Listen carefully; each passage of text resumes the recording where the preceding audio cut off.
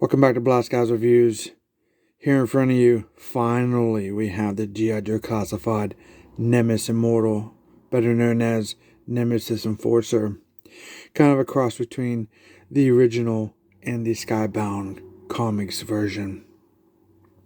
This video, we're going to be talking about these product images. We're going to talk about some exclusive looking photos, what it comes with, when you can pre-order it. But it's finally time to get this guy in our collection. So here before you, we have the very first product image of Nemesis Enforcer. Now I'm going to call him Nemesis Enforcer. I know he's product as Nemesis Immortal, but I'm an OG collector. And this is Nemesis Enforcer, no matter if they called him, whatever name. So, look how beautiful this is. This looks absolutely amazing. Here we have the product image number 2, and we can see the alternate head sculpt with those new swords that he's going to be coming with. And then I extracted bone from his elbow. Looks pretty sick. Displaying his new bat wings design. Pretty nice. Here's a better image of him showing those elbow extracted claws, or whatever you want to call them. But his wings do fold down as articulated. You're going to see here in later images more about how those wings are not actually wings,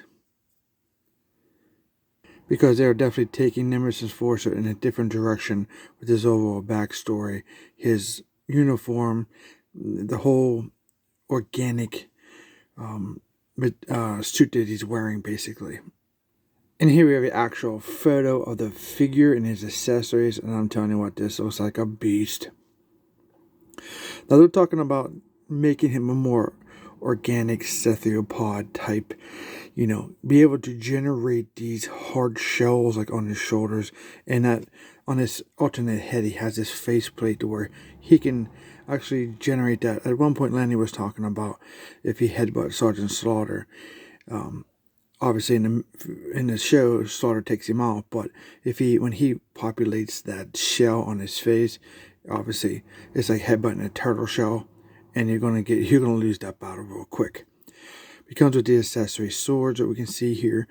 We see his bat wings and his new little tentacle creature, which we're going to talk about here shortly. Now here's a look at the accessories you get. You do get the 2 swords here on the right side, and here's a better look at that head sculpt from the product images. And here's an image with the swords a little closer, the best we can do. That looks awesome. These look like type of bone organic swords that they're going for, with a claw on the end. That's pretty sick. Now let's talk about these attachments on the back. As you can see on the reverse side of Nemesis Enforcer, he has what they're calling a crab type creature. Now it's an organic base. It is Cobalt, the organic blood tissue type vibe they're going for here.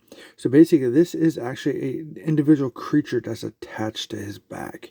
You can see the crab like on the back there in the center with the wings attached. We'll see that comes off and becomes like a creature of Cobalt that floats around. And in the G.I.JOE movie, we've seen all kind of this disgusting things, creatures of all types and nature, and spores and just craziness going on.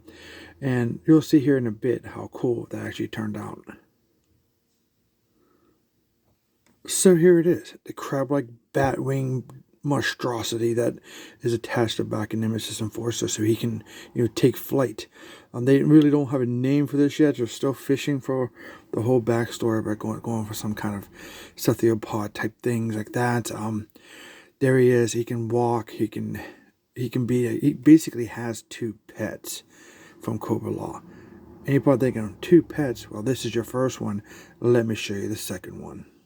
And you can see here, the tentacle creature is actually an individual creature of itself. He's not part of Nemesis Enforcer, so these creatures are basically attaching themselves to the organic base suit that he's using. He's like populating, like his suit is just growing with protection as he needs it, and then these creatures are attaching him for whatever purposes he needs. Like you can have the bat wings, you can have these tentacle creature that's walking. I think they're still working on some type of name for these guys, as Lenny was talking about. But look how cool he attaches himself to the back of Nemesis Enforcer. Here you can see the crab-like creature with the bat wings have dropped off, and the creature with the tentacles that just walks around Cobra Law and helps out Nemesis Enforcer here. You can see him with the Alta Headsculpt with those tentacles on the back. What kind of damage these things do to in combat.